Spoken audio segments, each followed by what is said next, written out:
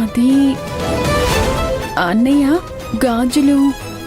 నేను చెప్తాను లక్ష్మి.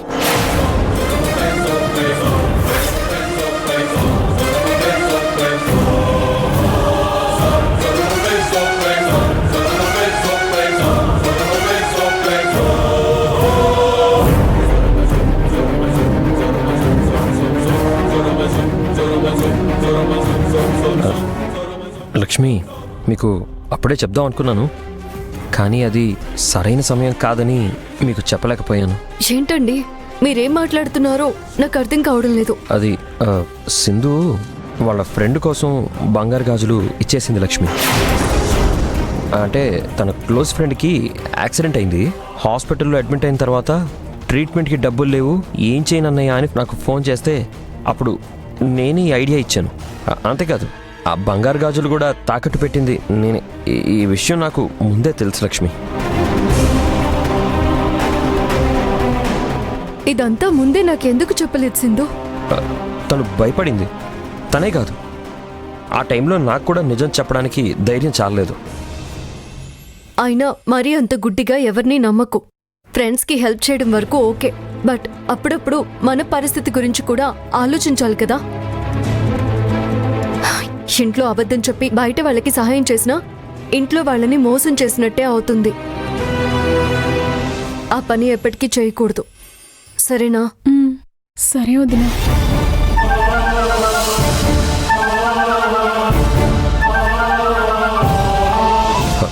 సారీ, నా వల్ల అనవసరంగా నువ్వు మాటలు పడాల్సి వచ్చింది. సారీ అక్కర్లేదన్నయ్య. నా ఫ్రెండ్ కాకుండా నీ ఫ్రెండ్ అంటే కొంపలే మునిగిపోయేవి కాదు కదా.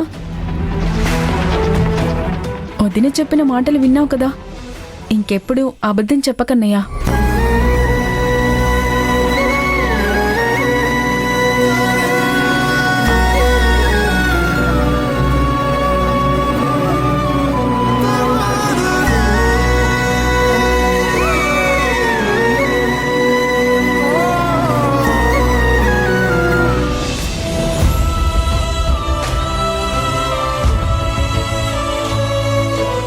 తాతయ్య,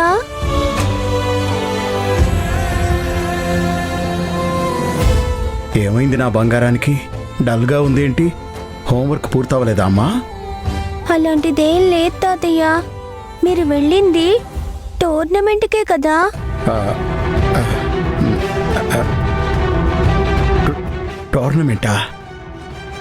టోర్నమెంట్కి వెళ్ళలేదే. అయితే మరి పార్కులో ఏం చేస్తున్నావు? నాకు తెలుసు తాతయ్య, మీరు అబద్ధం చెప్తున్నారు. మీరు పొద్దున్న మీ ఫ్రెండ్స్తో మాట్లాడడం నేను విన్నాను. మీరు టోర్నమెంట్కి వెళ్ళారు, అక్కడ ఏదో గొడవ జరిగింది, వాళ్ళు మిమ్మల్ని కొట్టారు కదా.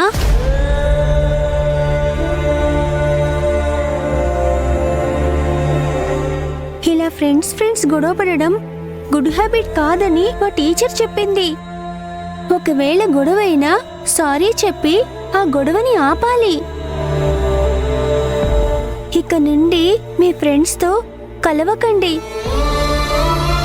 మీ ఫ్రెండ్స్ మంచివాళ్ళు కాదు తాతయ్య. మీరు పడిపోయినా మీ ఫ్రెండ్స్ మీకు హెల్ప్ చేయకుండా వెళ్ళిపోయారు. ఇలాంటి బ్యాడ్ హ్యాబిట్స్ ఉన్న ఫ్రెండ్స్ దగ్గరికి వెళ్తే మనకు అలాంటి బ్యాడ్ హ్యాబిట్సే వస్తాయి.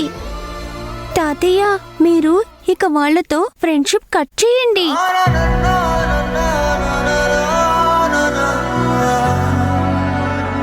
నాకు ఈ ఇంట్లో హరి మావయ్య, లక్ష్మి అత్తయ్య, మీరే కదా క్లోజ్ ఫ్రెండ్స్. మీకు ఇలా అయితే ఎలా తాతయ్య? ఇంకెప్పుడు బయటకు వెళ్ళనని చెప్పండి.